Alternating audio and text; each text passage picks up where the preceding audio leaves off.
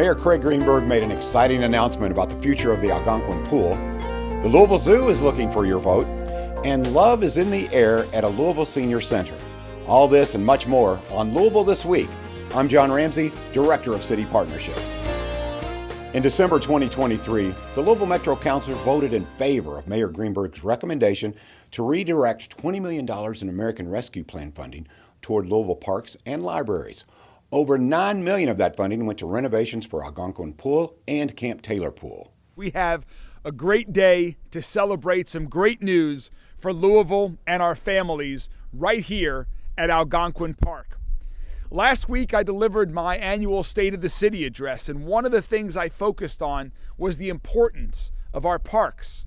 Parks like Algonquin Park and others across the city, because Louisvillians all across our city love our parks. You see that with people's activity in our parks, and we all know how important they are for people's health, for public safety, for our economy, for quality of life, and so much more. And so that's when the opportunity recently came to redirect $20 million of federal American Rescue Plan funding last December, I proposed to Metro Council that we devote those funds to invest in our parks and libraries. And I'm very grateful because that federal funding has given our outstanding Metro Parks and Recreation team the resources that they need to fully fund this project that we're here to celebrate today after years of partial funding attempts that were not able to get it done. But together, all of us working together, we are here to celebrate that we are going to renovate and reopen the Algonquin Park swimming pool. This pool has been incredibly important to families in this part of the city and our entire city since it opened in the 1960s. But in all of that time since it opened, it never had a major renovation.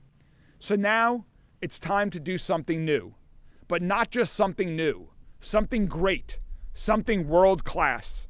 The people of the Algonquin neighborhood deserve a first-class swimming pool, and that's what they're going to get.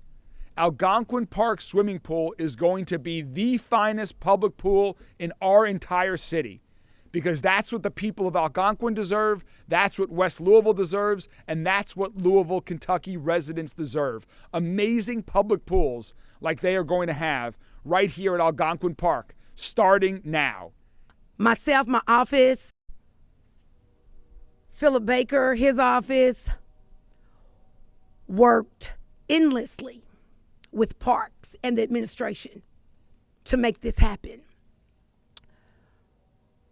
And the West deserves the best. It's been well overdue. And this is just the beginning. We're still working on funding for the bubble. The pool will be built. There will be an extended area for programming, but more than anything, I am so happy to see that when you stand for something, when you're persistent about the needs and the voices of your community and what they want to see happen, it can happen. This is exciting, and I'm excited. One of my tenets of my office is we want to make sure neighborhoods and community are always at the forefront and that they always blossom and they thrive. And let me tell you, this project and projects like this are how we tell from the council and the administration that we want to support that effort of each community in Louisville blossoming and thriving. I'm excited. I cannot wait to be the first one to do a belly flop in the pool and cause all the water to leave. But no, I mean it from the bottom of my heart. Thank you to everyone who's had their hands in the designs, the plans, and everything. And thank you to the community for continue to advocate, continue to be our North Star, and continue to lead us in the right direction. Thank you. Once renovations are complete, the pool will feature amenities such as a family slide, a lily pad bridge, a zero-depth entry ramp, and a climbing wall and a vortex. And the winners are Teddy Abrams and the Louisville Orchestra, who took home their first ever Grammy Award win. for Best Classical Instrumental Solo. The nominees are Robert Black, Andy Akiho, Yuja Wang and Teddy Abrams, Seth Parker Woods, Curtis Stewart,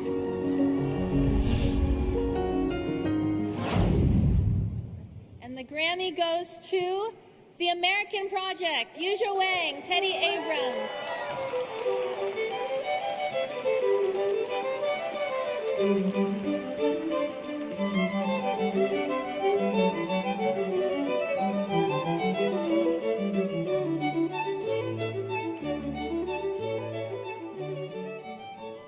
Thank you all so much. And first of all, I have to say a huge congratulations to the incredible Yuja Wang, who soloed on this extraordinary album. Yuja is one of the most talented musicians on the face of the earth right now, a person who's drawn so many people to the music that we play, and I know she sends her very best. A giant congratulations to all of my colleagues at the Louisville Orchestra, an orchestra that is famous for its innovation, putting out so many albums of living composers since it was founded in 1937. I'm so proud of everybody at the orchestra and to the people of Louisville, to Graham Parker, our chief executive, to David Frost, the producer on this album, and to everybody that made this all happen. Thank you very, very much. In honor of Valentine's Day, Metro TV's own Nikki Leshniak visited the Wilderness Road Senior Center and found the secret to couple longevity with Orthea and Weldon Carter.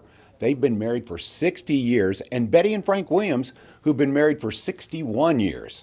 Somebody that came here invited us. We enjoyed it, so we've been coming ever since. We play a lot of rummy. I'll play with 30, 40, 45. We have parties, Christmas, Thanksgiving, Valentine's. It's been a good 60 years. The good Lord has blessed us. I think you know whenever you find the right one. We get along very well, and he's very helpful around the house, and 60 years. What's that like? You just had to put your faith and trust in God. He will see you through anything. How y'all doing today, Quarters? Y'all good? Y'all enjoying y'all meal? That's their youngest son and his wife. 2 sons, 4 grandkids, 5 great-grandsons, and another one on the way. There's one that's not in that bunch. That's her grandson and his wife and baby. Oh, yeah, you have to keep going. I made 45. Don't ever want to quit and sit down. I-28. This is our month's 61 anniversary. It's gone fast. G58. We've already celebrated, but we're still celebrating our Lord. We couldn't have made it without him. I have to give him the praise and the glory. Just trust every day, get up and thank the Lord that we're still living, and praise him for life, for breath, and for love. Have integrity. Do the right thing. Think about it. Don't make any important decisions right away. You can have knowledge, but if you don't have wisdom, you don't know how to use the knowledge. Forgiveness and trust. I think trust has a lot to do with it.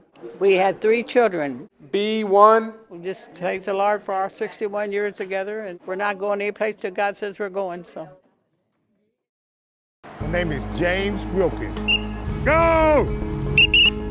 I've been serving people since 1983. All right. You ready to slide with me? We do everything from helping the buses across the street get in and out of schools, helping cars get in and out of schools, and the pedestrians. I've been doing it for 4 years. I'm a people person. And I talk to people, and little kids look up to me. And the families, they get to know me more and better, and they look forward to seeing me. The need for this job is to be sure that the kids can get across the street safely. When I'm out here, I tell the kids to stay back off the road and to wait until I tell them to cross safely. They do not move across the street until I bring them across. You come across? I just love serving people and helping people out.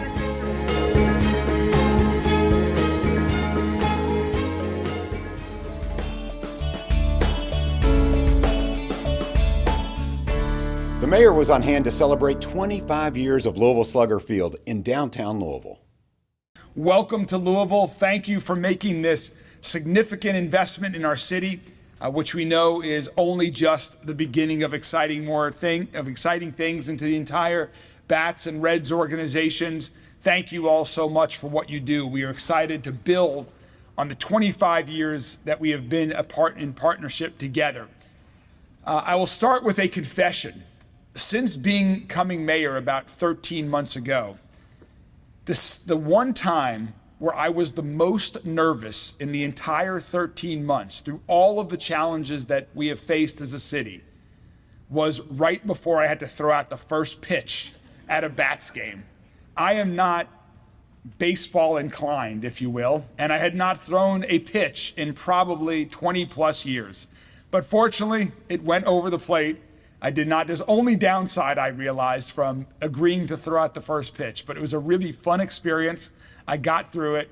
I will never do it again, but it was amazing. Thank you for giving me that opportunity, and that's just a fun memory that I will always have.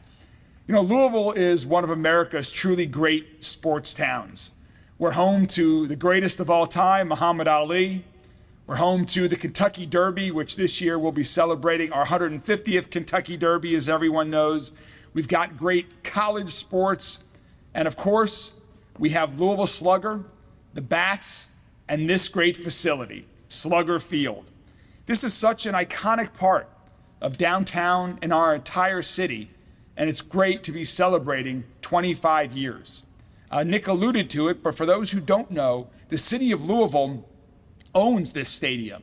And so we're more excited than ever to be celebrating 25 years of this stadium, of the investments that have been in this stadium, of our partnership with the Bats organization, and of what we are about ready to do to celebrate the next 25 years and make it an even more exciting 25 years. This partnership is great for downtown. It's great for our economy. It's great for our residents. It's great for visitors. It's great for our entire city. And I'm so excited for it to get a little bit warmer and for fans to be filling these seats and eating this food and enjoying baseball and having a wonderful time. And I know my kids are particularly excited for Savannah Bananas to be coming later this summer as well. That's going to be fun, that type of activity. And continuing to invigorate downtown and the stadium is what it's all about. And I know that the Bats organization and Diamond Baseball Holding are committed to amping up the fan experience even more, to do even more. And so the city of Louisville will continue to be a strong partner as we continue to invest in downtown, continue to make it an even more exciting place to be. This is just one of the many plans that we have for the future of our downtown. From reimagining the Belvedere to rebuilding 4th Street in a new exciting way. Investments in Waterfront Park, West and East, are already underway, and that is just part of it. So again, welcome to Louisville, to Henry and Diamond Baseball Holdings. We're excited about the Bats team this upcoming season, and thank you for having us. And an early excitement. It's going to be a great year, as our general manager, Pat Kelly, this year we know is going to surpass 2,000 wins and keep going. So congratulations, not just on what you have done, but for what's about to come in the season ahead. Thank you all very much, and let's go Bats.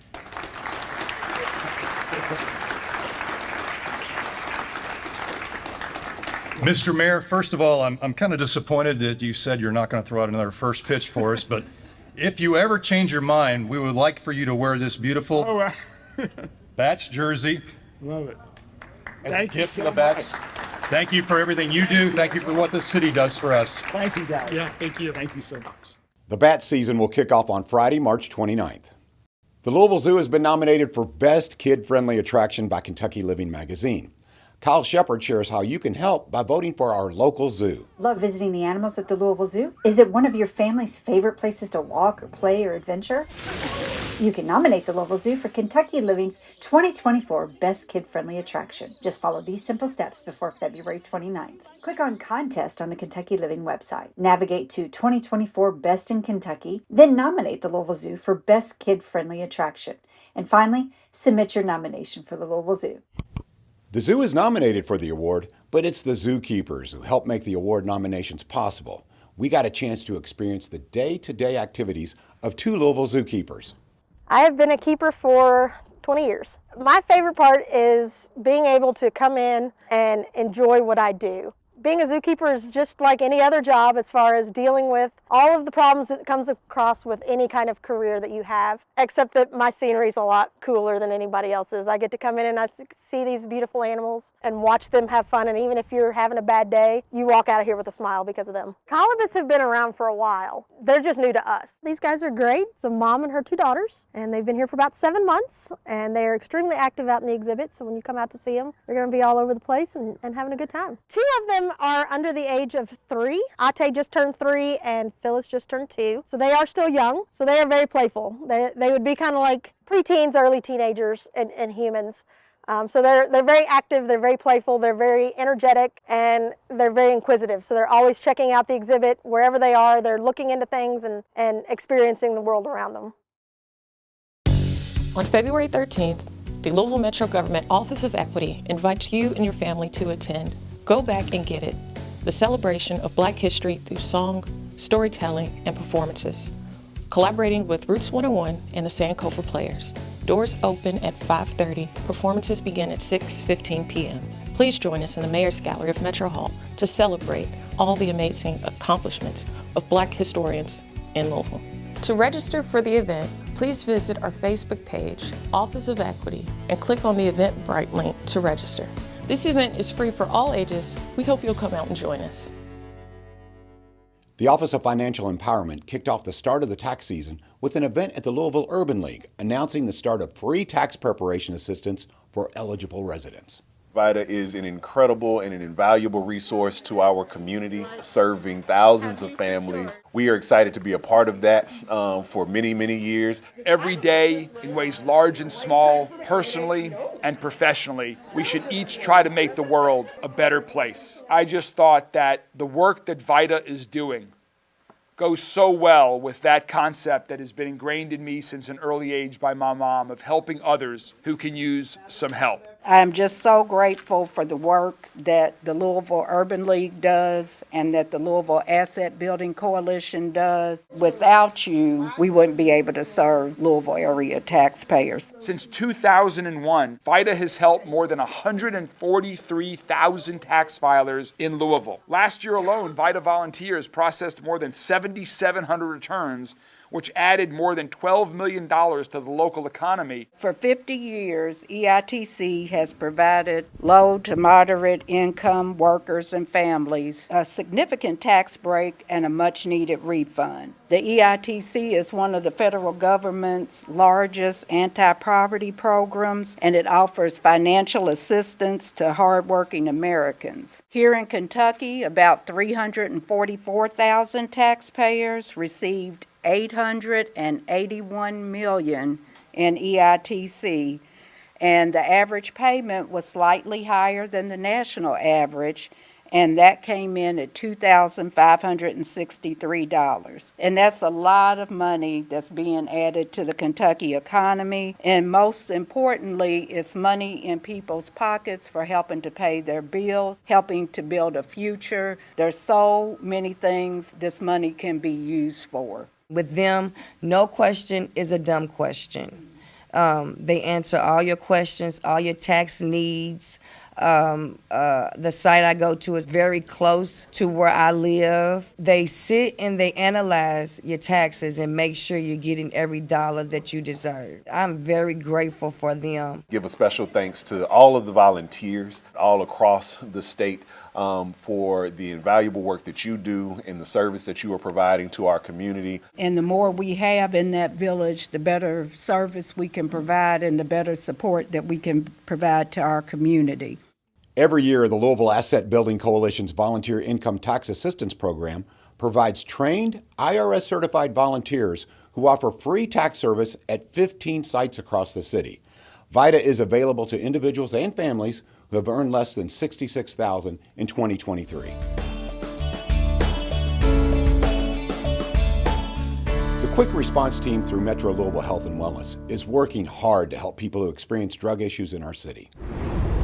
We have 2 from the 19th. We've seen overdoses in every zip code in the county. 6 overdoses on the 20th. This is something that's happening every day in our community. And for the most part, EMS does a spectacular job at responding to the acute crisis and showing up and saving the life, but there's not infrastructure for what happens after that. So this person doesn't have an address. This is kind of our command center for the quick response teams. So we're gonna try where they were picked up at. The quick response team is a program that visits residents who have experienced drug poisoning or an overdose and had that. So we got, tourniquets, water, Band-Aids. Reversed by EMS or another community partner. Fentanyl test strips. Can you think of anything else that I need to, like 7 counties card maybe? What else would you'd recommend me take them? And it really depends on how the conversation flows. I think if you have those grief pamphlets ready. Our goal is to follow up with people within 72 hours. Pack everything up and have it ready to go for a route. 10 miles away, 22-minute drive. You never really know how it's going to go. Most times it's those who just now experimenting, just really didn't know or tried it one time. We're going to ask for that person because it's their personal information. We want to speak with them alone. I want to make sure that I calm her. So then that kind of makes them comfortable enough to move into conversation, or it doesn't. Sometimes they'll appear on our list again and we'll go visit them again, and it could spark a different conversation or it might spark the same one. The response that we've gotten from that has been so positive. People just are overwhelmingly disarmed by this idea that government employees are showing up at their door and saying, hey, we recognize that these systems are hard to navigate. We recognize that the system has failed you, that the drug supply is such that you've experienced drug poisoning. Is there anything we can do to help? My number one thing is to meet them where they are, right? It's not to get them treatment. It's not to fix them. It's to see where they're struggling. When we approach someone and they feel comfortable sharing their story, we're able to understand a little bit more about what their needs are and helping them to meet those needs. Somebody overdoses, yes, they're going through a tough time, but the family members around them are also sitting by watching their loved one experience a lot of tough times. So we're able to offer the family members resources to support groups that are set up specifically for people who have a loved one going through in the midst of substance use. It's amazing that they have each other, just like any other 12-step program. Community partners in the treatment world have been really eager to support, knowing that when we're visiting someone so soon after a traumatic experience, that window of opportunity may not be very large, and that if they're able to prioritize that person, they really have the potential to save a life. We connected with somebody and we spoke with him on his front porch and he broke down and he was worried about a family member that was struggling. And so it was a very rewarding, worthwhile conversation, and there was a lot of compassion and empathy. It's moments like that that really make it worth it. We don't have to have the answers, but through listening and understanding and being compassionate, it helps people. And it helps us as well. JCPS's adaptive sports team, the Louisville Lightning, is giving students like DuPont Manual High School sophomore Cammie Bumer a chance to play competitive basketball. So if you want the ball, you have to call for the ball. What is it like to be able to call yourself an athlete? It's pretty cool because it's not always something that you get. Manual sophomore Cammie Bumer isn't taking the chance to play wheelchair basketball for granted. While she's not completely wheelchair bound, she does need one. Sometimes I'm in a chair, sometimes I'm not, but it also prevents me from playing normal sports as a high schooler. Due to a neurological disease, her ability to play sports was limited. I played sports whenever I was little, but they were always extremely difficult. I've never been on varsity teams. I've never been on being able to be competitive in actual sports. But now, and I missed the ball. This is going really well for me right now. Bumer and other students with physical disabilities can take part in sports thanks to the Louisville Lightning, JCPS's adaptive sports team. This is the first season of wheelchair basketball, a chance for Bumer and students like her to compete on a team. What does it feel like to be able to be a part of a competitive team? To be able to be competitive in sports is really nice, and not just kind of be the teammate who's chilling on the sidelines all the time. You got it. Nice shot. Having the chance to be able to play a team sport like basketball Beamer says has been extremely helpful. Just like any other high schooler that's normal, it's important to have this as an outlet. It's important to have it as something to look forward to other than just school.